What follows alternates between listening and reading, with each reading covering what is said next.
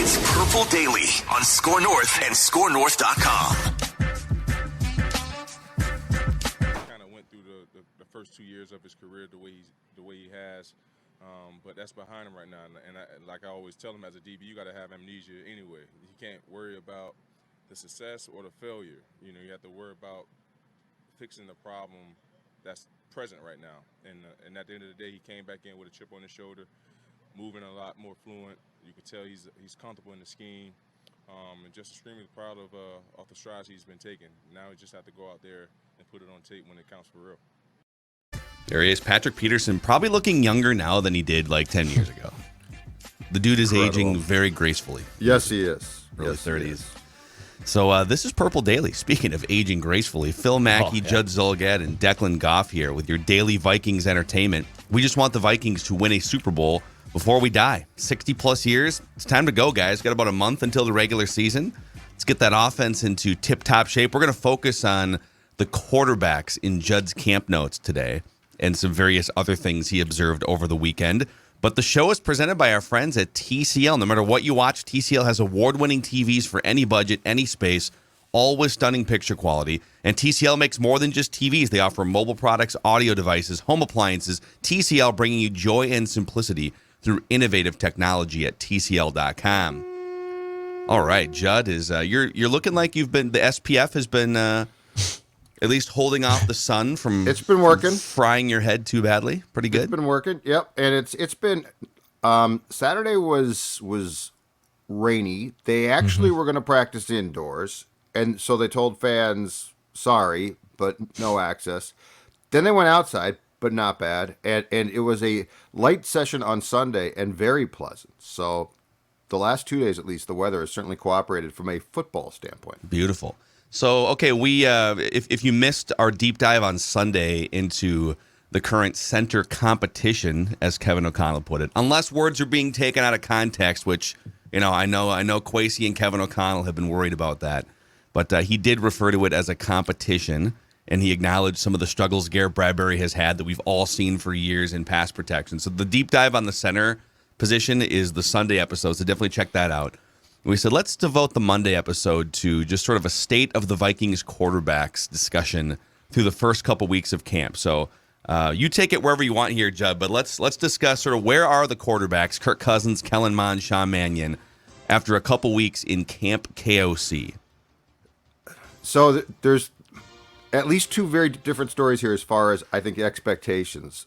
Because, you know, Kirk's going to start. There's no question. So the Kirk question comes down to what are we seeing from him as far as being prepared for, as you said, basically a month from today, starting the season against the Green Bay Packers. The Mannion-Mond competition is intriguing because the question there is, one, who is going to be the backup quarterback? And two, is a sufficient if Kirk Cousins backup quarterback in camp right now?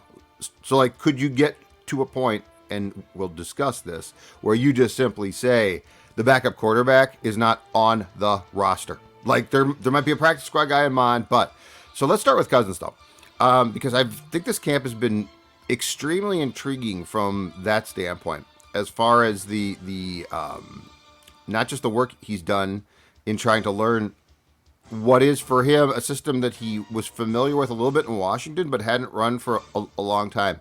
And keep in mind, the difference for Cousins here is, despite the fact that with Zim here, the Vikings changed offensive coordinators consistently. They were usually, to a large degree for the last few years, tweaking the scheme, right? So, like, Clint Kubiak didn't take his old man's offensive scheme and say, oh, that's the stupidest scheme I've ever seen. I'm going to change it. So Kirk was expected to evolve and change and learn some new things. This is an overhaul. So it's a very different ask. And here's the most interesting thing I've seen in camp from Kirk. I think he's thrown, by my count, approximately 6 picks in practice. Where this is intriguing is not to sound the alarm. Where this is extremely intriguing is, and we've talked about this from day one with O'Connell, if Kirk Cousins is going to be what Matthew Stafford was last year, he has to be willing to take risks that he usually is adverse to taking. Doesn't mean he has to be stupid with the ball. He's thrown some bad passes, but he's also thrown some nice ones. But it means he's going to have to try to make throws that I think in the Zimmer regime, Kirk Cousins simply didn't make and didn't want to make. And so the first part of what I've observed about Kirk that I find to be intriguing is, while you see the picks at first and you're like, oh, he just threw a pick. I don't know that it's actually the worst thing that in practice, he is definitely trying to do things that previously he didn't. And while they might not always work, they at least are a step in the direction of Kirk Cousins at times making throws that Kirk Cousins didn't make for the last, 5 years here. So, again, it's first 2 weeks of camp, and there's been not very many padded practices. 2 padded practices? I think we're at 3 now. 3 now? Of 11, yeah. So it's tough to judge everything right now, but would you say that he is being more aggressive in certain situations? Because even he we've talked about, he alluded to this moment during OTAs where he moved off a first read, progressed to his second and his third, and Kevin O'Connell came up and said, hey man, if we get that look, I want you to throw it to that first read. And Cousins said, he didn't say risky, but he implied, based on that look, I would 10 times out of 10 not throw that ball to the first read. And we're kind of left to interpret, well, why wouldn't he? He didn't, because he doesn't go into specifics. He's not going to get into like the minutia, but presumably he's not throwing to that first read. His intuition says, I'm not going to throw to that first read because that's too tight of a window. It's too much of a 50-50 ball. I don't want to risk throwing an interception. And Kevin O'Connell is saying, no, that's where the big yardage is right there. It's not as risky as you think. So that dynamic right there and unwiring some of the conservative nature of Kirk, I wonder, A, how long is it going to take? B, could it backfire? Could you be asking a guy to do something he's just not comfortable doing, and he's going to wind up getting in his head too much and maybe throwing too many interceptions? Or is it all going to click and you're going to see this new level of Kirk that we haven't even seen before, and this offense is going to progress to a new spot?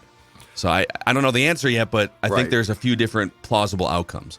Well, let's go through the 2 picks he threw on Friday, because the 2 picks that he threw on Friday, I think they were both in red zone drills, were extremely intriguing to me.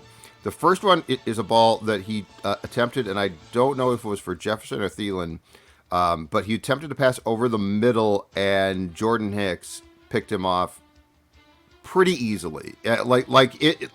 That play screamed, Phil, what you just said, which is, okay, first read, told to do this, here's the ball, oh, whoops. The second is even more interesting to me because it's a pass that he threw for, I believe it was Thielen in the corner of the end zone in a red zone drill, and it was a really bad pass picked off by Dantzler, but he tried to force the ball in, and that's not Kirk, but it might need to be Kirk. So yeah, this to me, at this point in Kirk's career, is a really interesting experiment. Like, it's a really interesting, you are taking a guy who has done things a certain way for a long time now, and I think he has never been a guy who's like, I'm going to take dumb risks. And you're not asking him to take dumb risks, but you're asking him to seize opportunities that ordinarily he might shy away from. And I mean that this will be one of the biggest stories, in my belief, of the 2022 Vikings and the amount of success they potentially might have. Because there has to be a happy medium between Kirk being risk adverse and O'Connell being like, dude, you just gave up a huge play. Right? Yeah. And some of this is hard to quantify a little bit because or I think people question, like, what do you mean? The guy has like a 105 passer rating every year and he has 70% completions and the numbers are there on paper. I think if you were to go deeper into analytics, if you were to, obviously there's been some great sort of anonymous scouting reviews of Cousins. There's a reason why some of these lists where, hey, I talked to 50 people inside the NFL and those 50 people say, hey, he's like 15th or 16th or 13th. Despite putting up numbers that look like he should be top 5 or 6. And I think what all of that would tell you is he's a really good quarterback, but there are some situations where he might opt for a 7 or an 8 yard throw or completion. And by the way, the first half of the season last year, he was like bottom 10 among starting quarterbacks in average depth of throw. And then later on, they did some self-evaluation and he started getting the ball down the field more. But he might opt for a shorter throw that's safer, that doesn't ding your stats. In fact, it kind of helps your stats. It's a completion. It might be 7 or 8 yards, but maybe you're missing something that's 25 yards down the field or 18 yards down the field. And so that's kind of the mysterious area where it's really hard to sort of wrap your head around as you're just looking at the back of a football card stat sheet, right? Yes, exactly. And so despite the fact they were picks, to me, that's the good side of what they're trying to do with Kirk. Like that's the you're working on something in practice that actually, once we get to the season, could be beneficial. Here's the bad side. Here's the old Kirk. And again, this is not all Kirk's fault, but in the evaluation of quarterback film, I find it intriguing. They were working on a end of game drill on Friday as well. And in the course of that drill, the first team offense on 4th down, I think Kirk gets sacked. So that's an offensive line, problem. The second part, though, is because they don't have sacks in practice, he ended up basically heaving the ball away. I would rather see he threw the ball away on fourth down in a training camp drill. He basically threw the ball away. Now, first of all, he would have been sacked. But second of all, because we don't have sacks, the play goes through, and he basically throws the ball. And I think he was trying to hit a guy on the training camp stats. Yeah. Okay, so just flat out, I would rather see Kirk throw a pick right now.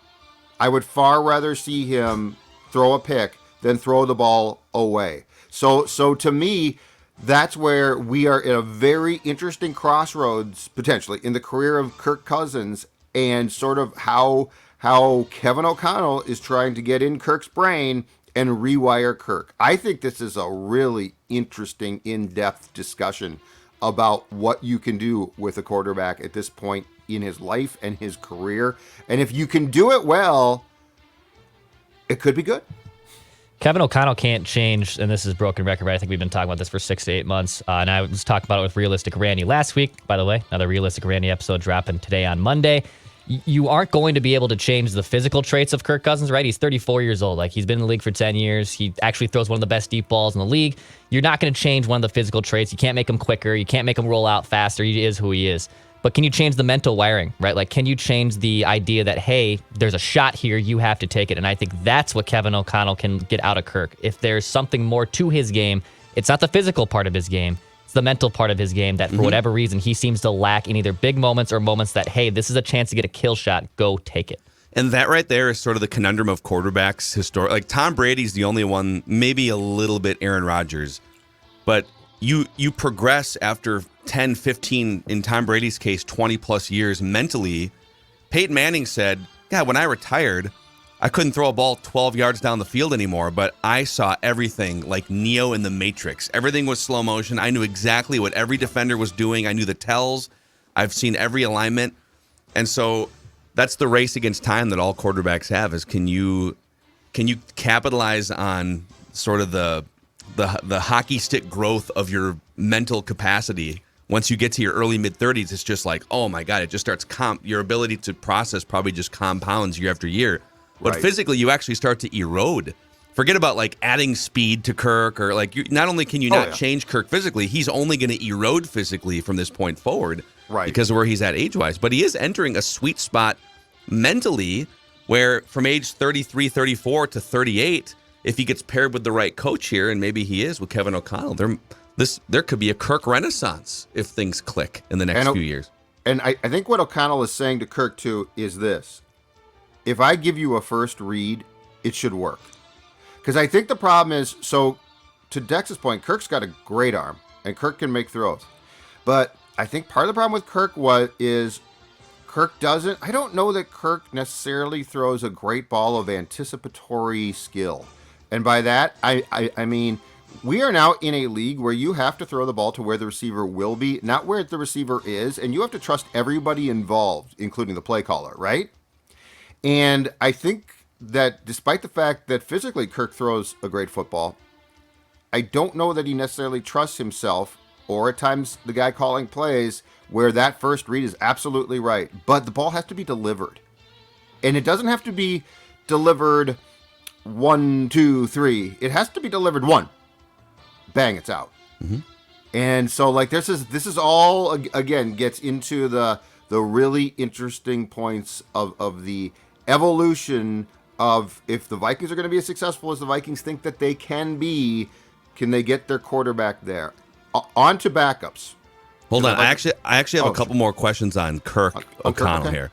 So one thing I want people to remember here, and I'm saying this to myself too, because I tend to, I mean, 80% of me thinks that Kirk is who he is, and you could bring in a system and a coach, and there's just certain things about Kirk that are going to cap his ability to be one of the top 6 or 7 guys.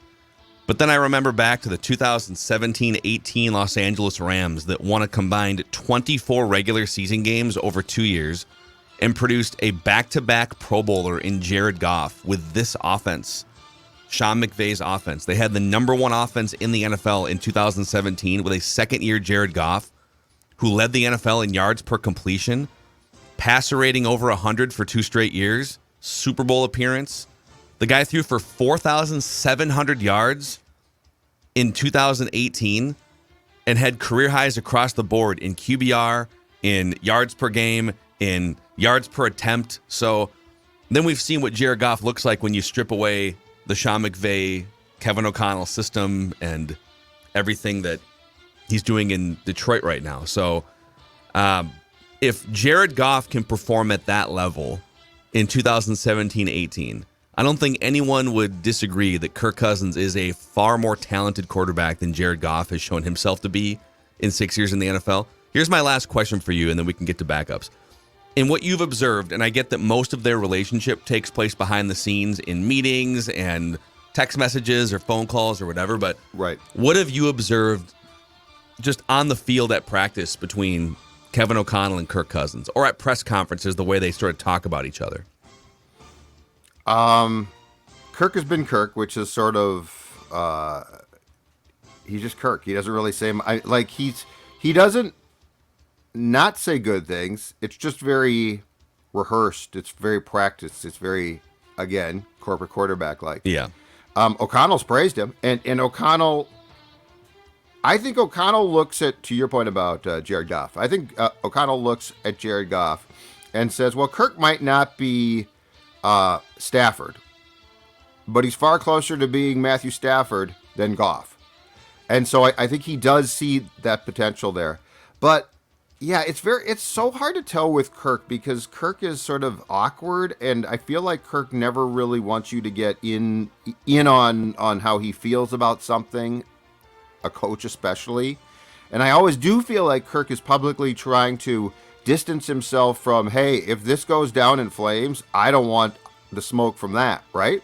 So I'd say from O'Connell's standpoint, you see him praise Kirk a lot. And I think he does genuinely believe that he can get the most from Kirk.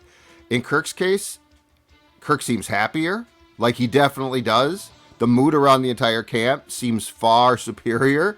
But I don't know that you would say like that you see a chummy buddy relationship there. It might exist. I don't see it, and I don't think Kirk wants you to see it. Yeah. Old Macadac might be hammering the over on Kirk Cousins on Prize Picks this year. That's right. Who's got 2 thumbs and is the number 1 Kirk stan right here? Look at you. Old Macadac. So Prize Picks is the easy way to play daily fantasy. You pick between 2 and 5 players and an over or under on their projections, and you can win up to 10 times your entry. So good chance to do pretty well for yourself on the weekends, perhaps. And they offer every major sport. So if you're like me and you're a football nerd and a golf nerd, and those weekends intersect maybe in September, then maybe you can take an over on Kirky Boy and an over on, I don't know, Tony Finau or something. Use the promo code NORTH and Prize Picks will match your first deposit up to $100. Promo code NORTH. Check out the app or the website, prizepicks.com. Also, weight loss made easy thanks to our friends at Livia. That's exactly right. And right now, I'm going to tell you, down 40 pounds. Livia has a new offer as well starting today. So I want you to join me on my journey to not only drop those pounds, but keep them off, which is absolutely the most important thing. It's an anniversary sale right now. Yes, you can join for 50% off. I said that correctly, 50% off. So if you're trying to drop those pounds, fit into all those clothes that don't fit now. So you've been saying, you know what, I got a closet full of clothes and they don't fit. Judd, what can I do? I'm going to tell you right now, 50% off. 855, go Livea, livea.com, livea.com. Again, starting today, 50% off anniversary special. Livea.com is the place where your weight loss starts. And once it starts, it's great because you will keep that weight off. All right, now on to the backups, the backup quarterbacks. The backup quarterback situation to me is very, very intriguing because of the expectations that I believe that this team has for 2022 and the fact that you can't count on the fact that Kirk Cousins won't get hurt. I know he usually doesn't, and I know he's an Iron Man, and that's awesome. But that's also that's a slippery slope year after year to say, well, he won't get hurt. Kellen Mond, and we've talked about this, has received every opportunity, I think, to seize the backup job. Like, they've given him every chance. And at every turn, there have been some nice throws. There have been some plays that are encouraging, but the decision-making process is distressing. It takes too long. He is not processing this as quickly as he needs to. And I don't believe right now, if you were to play a regular season game, you could play Mond and it wouldn't be malpractice on your part. Part of the Packers' problem that game that Zim ripped him for and said, have you seen him practice? Part of the problem there was they put Kellen Mond into a game in which he didn't belong. He shouldn't have been playing. And this discussion goes back to what we talked about in training camp last year with Mond as well. There are fundamental issues of processing and how you play quarterback, where if you're not there, you shouldn't play. Like it's not a red flag of, well, he might not be good enough. It's a red flag of you can't play in the National Football League right now. Therefore, it's my opinion as of this morning, and the Vikings do have a night practice tonight on Monday night before being off on Tuesday. It's my opinion right now that there is no question that if the season started today, Sean Mannion is the backup. That being said, gets back to my point. I don't think that with the expectations this team has put on itself for 2022, if they're being serious, that the backup quarterback is on the roster right now. I do not see how either Mannion or Mond is a suitable. Kirk just got hurt. What should we do? Yeah. Let's throw in Mannion or Mond. My opinion is you would probably lose every game they started it, no matter how good your defense is. Okay, so then which one, if let's say that the coaches and the front office are sort of in alignment with you, which is, okay, we like having Mannion in the room, and Mond has shown some potential, but ultimately, this is your second training camp guy. It's got to start clicking a little bit here. I know it's a new system, but dude, the NFL moves fast, and sometimes you have to learn new systems. So if they determine, okay, these two guys are nice guys, and Mannion's nice to have as kind of a pseudo assistant, but we can't trust those guys to take over for 3 weeks. Which one, don't you have to make a move then? Which one do you say goodbye to trade or add? I'd have to go look and see who's available sitting on their couch right now. Right. It's not like there's a bunch of options, but who do you get? Which one of those do you say goodbye to then? I think they would cut Mond and hope to get him through to the practice squad. I think Mannion makes the team because of Kirk. Unless I'm very mistaken here. I mean, I think Sean Mannion is in training camp because of Kirk. They can say what they want, and he knows the system. He was in Los Angeles. Yes, and I will say this: in watching him practice, I'm not saying he's good, but he at least can get the ball out. Mond, if I was to put an estimate on amount of sacks on Kellen Mond thus far, if he could be sacked because he didn't wear a red jersey, I'd say he's at about 50. They should greenlight sacks for when Kellen Mond's out there. That'll make you get rid of the ball. Oh, Danielle Hunter's coming. Yeah, I mean, snap, ball's out. Yeah, but I mean, the ball is just, it doesn't come out. It doesn't come out. He made, I saw, was it on Thursday or Friday, that there was a play. It might have made its way onto Twitter, but I saw a bunch of people talk about Mond threw a great ball there because he rolled out, I think, to his left and threw a deep pass, and it was. And once he gets rid of the ball, like there's something there. I'm just saying as far as the right now. But the problem that people ignored was he would have been sacked 4 seconds before that pass. Like he was literally eaten up by the defensive line. Now that could be an offensive line problem. But I'm sorry, we can't always just blame them. Oh, it's the offensive line. If they did their job and the quarterback could stand back there for 10 Mississippis, they'd be fine. That's not how this league works. Yeah, there's a certain level of, yes, the offensive line, and we do this. The Vikings fans do this all the time where, yes, Zimmer needs to be better, or yes, the offensive line needs to be better, and sometimes quarterbacks need to be better moving around in the pocket. Like, you're not going to have perfect everything. And that's kind of where we are with this offensive line until they officially fix the center position too, is you're going to be dealing with some level of crap and some pressure up the middle, but certainly not on every snap. It sounds to me like Kellen Mond's struggles are sometimes due to the offensive line, but largely due to him just not being able to identify what's happening quickly and get rid of the ball. Yes, that's exactly right. You don't get 8 years to figure that out. I'm sorry. You exactly get right. 2 or 3 training camps, and then you're kind of done. And can I recklessly speculate on a backup quarterback possibility? I don't think the Vikings will do it, but I saw it thrown out there on Twitter, and I sort of loved it. Reckless speculation. And it's a guy that we've talked about a lot at various times during the history of Purple Daily. Brett Favre. No, Brett Favre. It's not Brett Favre, but it's a guy who, you know what, plays a little bit like Brett Favre. Not nearly as good. Been a starter in this league before. I believe he's a backup right now. Drives a van. Sleeps in a Walmart parking lot. Slings the football. Gives bro hugs to dad after games. How about a little Gardner Minshew for you? I love it. I saw it thrown out on Twitter. I liked it. Our fans, viewers are very smart. I thought to myself, sort of like that one, Gardner Minshew. He's got 1 year left, I think, on his rookie scale contract. He would, not that he would have a say in this. He doesn't have like a no trade list or anything, but he's probably interested in somewhere that a starter could fail and falter, and then he could jump in and be the guy. He would only get a chance if Kirk got hurt here. Mm-hmm. But I'm also curious, not with the it's not going to happen with the Vikings next 2 years, but I just kind of want to see a competent organization bring this dude in and see what is his upside. He's so much fun to watch, and we've seen some of it now. He's had some train wreck games too, but yeah, count me in on your Minshew idea. I'm here for it. But like, what would you have to trade for him? 5th round pick? A 5th, 6th. Draft. Didn't they get him for a 6th? Mm-hmm. Yeah. It wouldn't be as much as you'd think. Here for it. But I mean, he started games. If Kirk gets hurt, and you're still trying to win games, there's a very small list probably of potentially available backups that give you a chance to win. I'm just saying, at this point, I don't know how Kevin O'Connell watches the film of practice and says, oh boy, Kirk goes down, we got Sean Mannion. Yeah.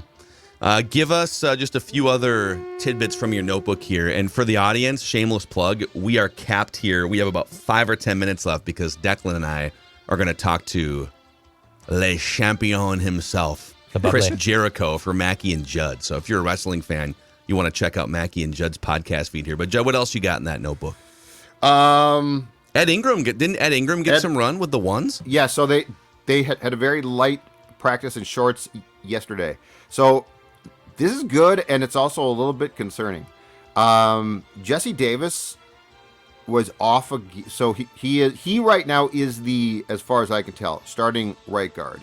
Ingram might challenge him, but right now, if Jesse Davis is practicing, he's the starting right guard. So a couple days ago, he got a Veterans Day off along with like Patrick Peterson, Harrison Smith. Yesterday, in what was an extremely light practice, he didn't practice, and I think he was the only, like there weren't other guys who were healthy off. So that was a little bit concerning. He's coming off, I believe, a season-ending knee injury last year. But the point is, there's definitely some wear and tear there. So with Davis out, Ingram moved up to the first team right guard. And this could turn into now a competition. It makes some sense, right? It certainly would not be. If Ingram served the role that we all expected Wyatt Davis was going to, that wouldn't shock us. It would make some sense. What we also saw, to build upon the conversation that we had on the special edition of Purple Daily yesterday, what we also saw was, for the third time in practice, and after a couple of days of this being flip-flop back, Austin Schlottman moved from center back to guard, and Chris Reed moved from guard back to center. Wow. And so they continue to, I guess, flip-flop, rotate, work both of those guys as Garrett Bradbury's primary backup. What's intriguing is this. Schlottman has extensive experience in games at center. So, like, he might not be good, I don't know, but he's got the experience. Chris Reed has never played a game at center. Like, he's listed as a guard center, but he has not played there. And so his struggles in snapping the football in sort of simple stuff are not surprising. But it's intriguing that they continue to go back and forth there. And I wonder if this is part of the plan of, we have to identify which of these guys, if either, can play this spot. Yeah. Because Bradbury's struggling so much that becomes a very realistic and, in my opinion, not reckless speculation where you might have to make a trade to replace at least those two, if not eventually Bradbury. So they have not yet gone sort of the nuclear step, which is pull Bradbury off the first team for a few snaps, right? To this point, the competition has solely happened on the second unit. So here's the weird thing about that. In his extensive defense and comments of Garrett Bradbury on Saturday, Kevin O'Connell alluded to the fact that somebody else had played first-team center at times. And I don't know if he misspoke or if he's talking about a closed practice or walkthrough that we have not seen. Or he's referring to the practice schedule for next week. Maybe he was looking further down his notes. It's all scripted. I have never seen Garrett Bradbury not. We're living in a simulation. Is that what it is? We've been outsmarted. It's like a Star Wars. It's like a sci-fi. I'm just saying, it was interesting he said that because I haven't seen it. Yeah, well, I mean, I think they would be very careful about doing that in front of the public and the media. That they know that once that happens, and with Bradbury, once that happens in front of everyone, it's a huge conversation because you've made it official. So I guess the other question I have, and maybe I'm putting you on the spot here, is I'm not as concerned about the snap issues with Chris Reed. I feel like, okay, you have a month to go before the season. However many reps you need to take off to the side on your own with your family at home. Hey, kids. I don't know if he has kids or whatever, but just like stand behind dad about 5 feet. Just needs to get some snapping practice in. I feel like that is the least of the concerns. Knock on wood. Watch. They put him in a game in week 2. He snaps the ball. I'm very concerned because... Hold on. What I'm saying is I think the bigger concern is if he's also getting pushed off the line. To me, that's the problem. Like, you can fix snapping issues. You can't fix not being big enough or not having the right base or technique like Garrett Bradbury for 3 or 4 years. So if you were to tell me, hey, watching practice, when Chris Reed does deliver a good snap, that thing holds up in the middle. That offensive line is not getting pushed back like it does with Garrett Bradbury half the time. Right. The problem with the snapping issues is the fact, though, that you can practice it, but you don't have a mammoth man lined up basically on you. And that's where it gets to be sort of a panicky, oh my God, I got to do this right, especially in shotgun. So, again, it comes back to the fact that especially good defensive tackles can alter that because you're trying to snap too quickly because you're worried about that guy. And look, part of the problem and why this decision is so important is in the first 2 games, you've got Kenny Clark, who is really good, and in week 2, Monday night game, Jordan Davis, and if you go on Twitter right now, there's a video where he destroys a man. Oh my God! Where he destroys a man. I mean, Garrett Bradbury is going to be in the 5th row of the link. Yeah. So this is where this gets to be dicey because what if you go through training camp and the O'Connell switch and all of these things to maximize Kirk, right, and to maximize this entire offense, and you haven't fixed this one cog. which, by the way, if it's not fixed, it's a clogged drain. I saw Eric Eager, our friend who's the head of research at Pro Football Focus, friend of the show, and he was tweeting this morning about how the bet that the Vikings made was essentially on Garrett Bradbury was essentially that it's the easiest spot to hide along the offensive line for pass protection, which sounds crazy, but it's like you can't hide a left tackle, you can't hide a right tackle. The guards you can kind of hide, but the two guards in the center are the easiest places to hide. So if you can't create a perfect roster and you have to take some gambles here and there, and you have to bet on certain things getting better, that they decided, okay, we'd rather gamble that we can make Bradbury competent than not sign Harrison Phillips, or not sign Zadarius Smith in free agency. So we'll see. The problem with that bet is this, though. When your quarterback is Kirk, you can't do that. If your quarterback was mobile, then you can. Like that's the great thing about this sport is it's a trickle down. So, like, if you have a quarterback that can scramble, okay, your center's not great. That's not good, but you know what? My guy can get out and my guy can throw.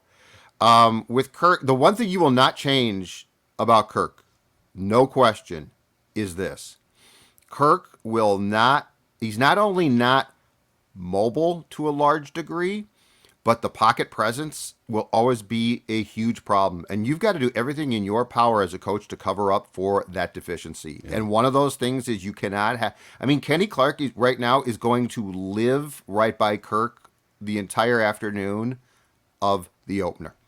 Yep. And we're going to talk more Vikings on Mackey and Judd today, too, in our Monday statement. So check that out. And, keep coming back to us here on Purple Daily with Judd's Camp Notes. Let's just shout out our friends at Finch Home Solutions. If you're looking to fix some things around the house, and you're like us and you're not very handy, Finch Home Solutions can help you. Yes. In fact, Finch does everything Judd can't do. So let's cut to the chase here.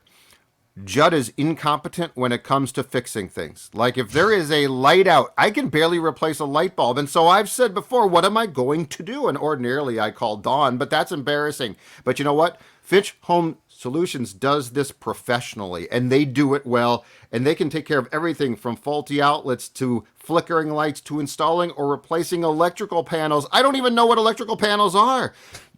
If you need a smoke detector that's a problem. update, That's an it issue. is. It doesn't matter, though, because Finch does smoke detector update, or perhaps your home needs rewiring completely. No job is too big or too small. Finch's goal is simple: be known as the most trusted electrician in the Twin Cities. FinchHomeSolutions.com, 612-357-2604. FinchHomeSolutions.com is where the solutions to your electronical problems start. And tell them Judd told you to call because Judd said he can't fix a thing, but he knows that Finch can. A shout out to our friends at Federated. If you're looking for help elevating your business to the next level, Federated comes in with 100+ years of experience rooted in equity, integrity, teamwork, and respect. Those four cornerstones create the foundation that supports all interactions and decision-making. They specialize in risk management, tools, and resources. So sometimes you got to worry about protecting against risks on the horizon. Federated looks out for you. FederatedInsurance.com, where it's our business to protect yours. All right, dudes, that's a wrap on today's episode of Purple Daily. We got 2 more episodes coming down the pipeline today on the Purple Daily feed and YouTube channel. Realistic Randy Rants with Declan, and Before We Die with Jesse and Thor, part of our new schedule for this fall with some spin-off shows that we think you will enjoy. So check them out. We'll see you guys tomorrow on Purple Daily.